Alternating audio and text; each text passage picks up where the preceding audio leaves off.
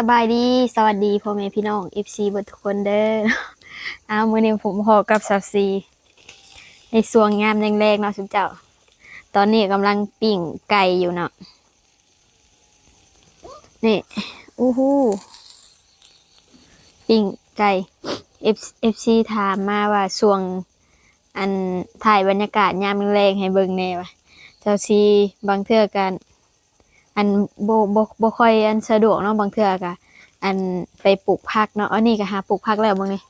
มื้อนี้อากาศร้อนเนาะทุกคนเนาะมื้อนี้เหงื่อแตกอากาศร้อนก็อยากให้เห็นถ่ายบรรยากาศยามแลงก็แบบนี้แหละแบบบ้านๆเนาะคือบ่อนสิอยู่ก็ยามแลงตอนนี้กำลังปิ้งอยู่เนาะอู้น้ำมันมันเนาะต้องได้จับไว้ตลอดเนาะเพราะว่าอันอันนี้มันเป็นน้ำมันเนาะเดี๋ยวเอานี่ออกก่อนไฟแรงโพดร้อนไอ้ดิมื้อนี้เบิ่งหน้าบ่เป็นได้เอา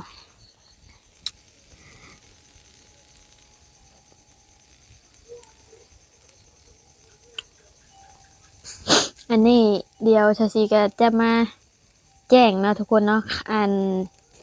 บุญบ้านชาวซีเนาะเดือน3ออกใหม่3ค่ำก็คือบุญอันอยู่บ้านเขาจะเอิ้นบุญกองข้าวเนาะอ่าคันบุญกองข้าวก็คันว่าอยู่ฝั่งไทยก็น่าจะเอิ้นอันงานบุญประจำปีนะเพราะว่าเขาเจ้าเฮ็ดทุกปีเนาะเดือน3ออกใหม่3ค่ำมันเป็นจังไดมันมีหยังแหน่ก็แบบเพิ่นเฮ็ดบุญแล้วก็แบบเอาข้าวลงไปแต่ละหมู่บ้านเขาเจ้าเอาข้าวลงไปร่วมกันเนาะทุกคนเนาะเอาลงไปร่วมก็น่าจะอันให้กับวัดอีหยังนี่แหละเนาะปีนี้ก็เอาข้าวเอาหยังลงไปร่วมอีกแล้วก็มีงานบุญงานนี่ช่างแบบว่าอันเพิ่นก็จัดแบบมีหลายๆบ้านมาลงมีบางเทื่อก็มีลำวงจังซี่นะเนาะมาลงแต่ละปีก็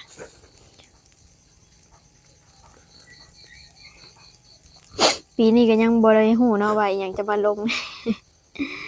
บางปีเพิ่นก็เอาอันหมอลำเรื่องจังซี่นะเป็นหมอลำอีหยังเนาะเพิ่นเอ้ารู้สึกว่า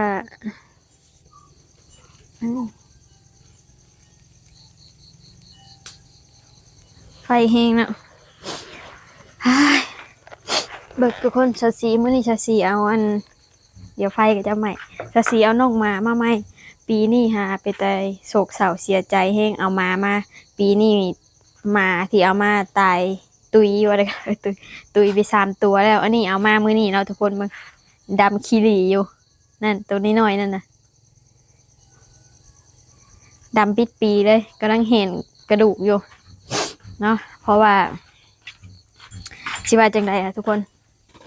คือเบิ่งชาซีจะเล่าเนาะเรื่องนี้กับชาซีโอ้ยมันมืดๆเนาะทุกคนเนาะคือสีมืดๆเนาะนะมาทางนี้ชาซีจะเล่าให้ฟังเนาะที่ว่าอัน FC เพิ่นก็บอกว่าว่าให้ชาซีค่ะบ่ต้องเว้าถึงอันคลินิกสัตว์หรือว่าสวัสดิการสัตว์เลยเอาคนให้รอดก่อนเพิ่นว่าทุกคนเลยเป็นอย่าง FC ถึงว่าจังซั่นเนาะ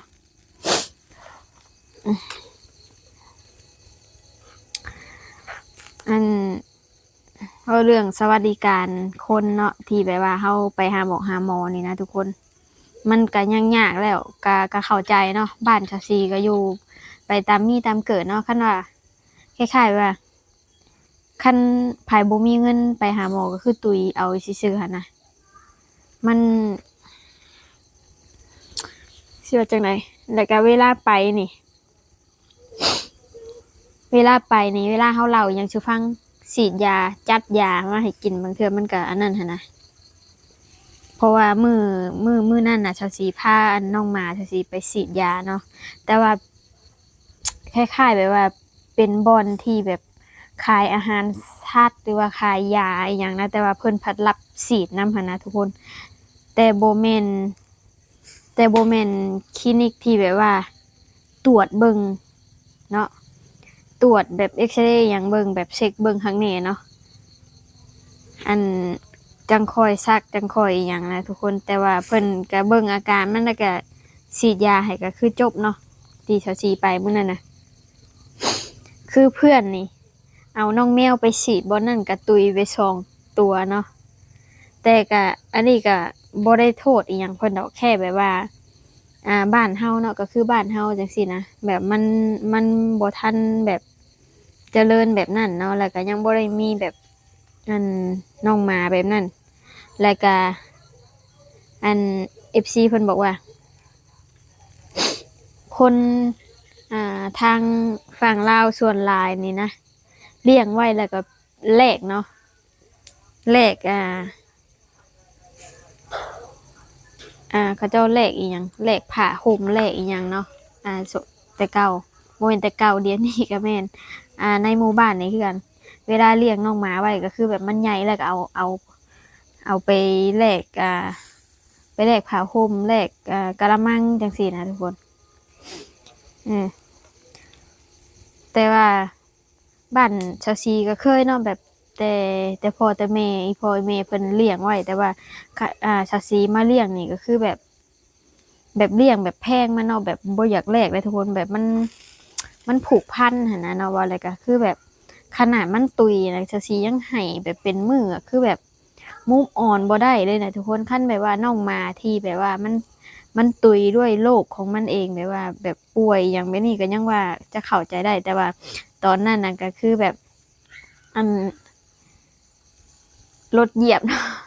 ลงไปคนเขาเนาะแบบเอารถอีแตนไปคนเขาแล้วมันเหยียบมันหั่นนะคันแบบคือถ้าสิเศร้าเสียใจอีกหนึ่งก็คือแบบเบิ่งซื่อๆว่าอะไรกันเนาะคือน้องหมาเป็นอีหยังรถเหยียบแข้งหักแบบเป็นอีหยังมากก็คือได้แต่เบิ่งนะทุกคนเนาะเอายาให้กินก็คือเอาให้กินไปซื่อโดยที่แบบบ่ได้ตรวจเอาง่ายๆเนาะคือแบบเสียใจในบ่นี้แหละเวลาแบบอันเลี้ยงหมาแต่ละเทื่อปีนี้ฮะก็คือน้องหมาที่เลี้ยงอยู่น่ะตุยไป3 ตัวเนาะอ่าตัวแรกก็คือแบบ ตัวแรกก็คือรถเหยียบเนาะรถอีแตนเหยียบตัวต่อมานี่ก็คือแบบมันมันติดห่าเนาะคือห่าของหมานะแล้วมันอ้วกเอาชื่อบ่กินข้าวเนาะทุกคนเนาะข้าวบ่กินเลยอันโอ๊ยใหม่เลย เนาะข้าวบ่กินอ้วกอย่างเดียวแล้วมันก็ตุยเอาซื่อๆเนาะพาไปฉีดยาก็ฉีดแบบนั้นบางเทื่อก็แล้วก็ตัวที่2มาก็อาการเดียวกันเลยเพราะมันติดห่านำกันนั่นแหละเพราะว่ามันนอนนำกันเนาะมื้อนั้นน่ะก็ตุยอีกป๊าเป็นเป็นสิ่งที่แบบอันเจ็บใจแรงนะทุกคนแบบว่ามันเป็นอิหยังมาแล้วก็อันเฮ็ดหยังบ่ได้หั้นนะทุกคนเนาะช่วยว่าสิช่วยว่าช่วยก็ช่วยสุดความสามารถเนาะจั่งซี้ก็แล่นหายาหาหยังมาซักแล้วก็ยาอิหยังที่เพิ่นบอกว่ามันดีจั่งซี้ก็เอาให้กินเนาะแต่มีอย่างเดียวก็คือแบบ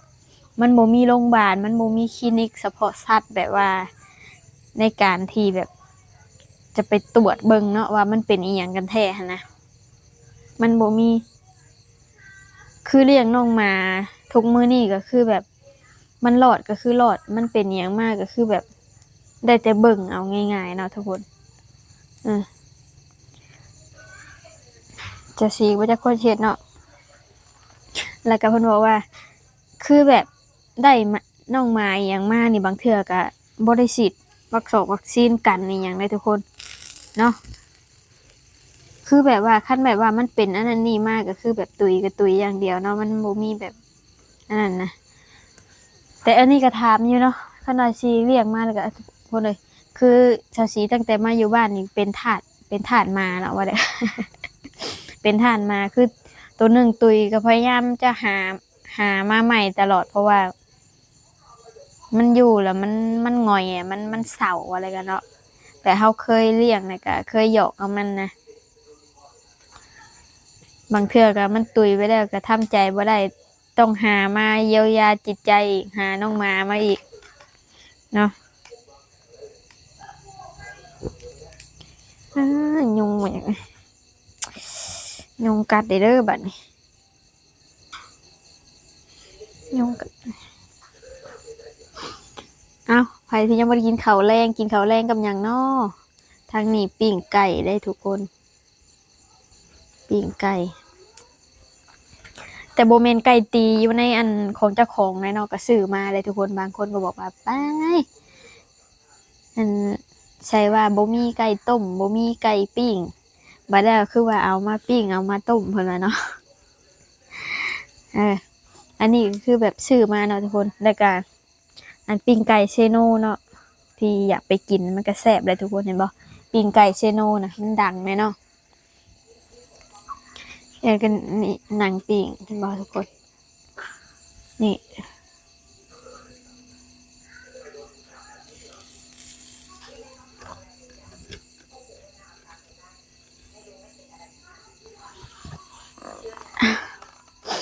อันนี้แหละบรรยากาศยามแลงไง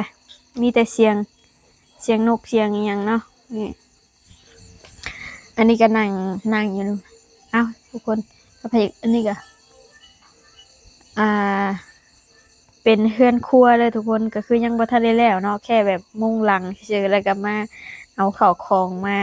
มาอยู่เนาะหลายคนบอกว่าจะอันนั้นเนี่ยข้างหลังก็มันจะแบบบ้านๆแห้งเนาะเอาง่ายๆเนี่ยบอลหนึ่งเข่ากันเนาะก็จะเป็นแบบนี้เลยเห็นป่ะทุกคน